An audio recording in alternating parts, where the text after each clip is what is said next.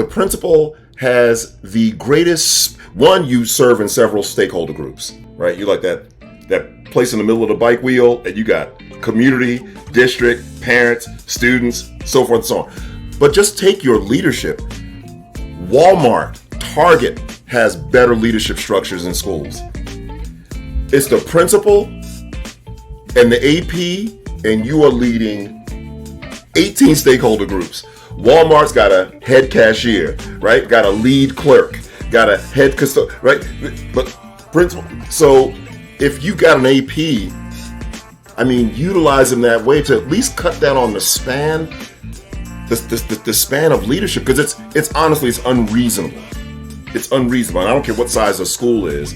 No industry works that way. There's cascading leadership in just about every industry, but the principalship, like you're leading 18 different stakeholder groups in a building.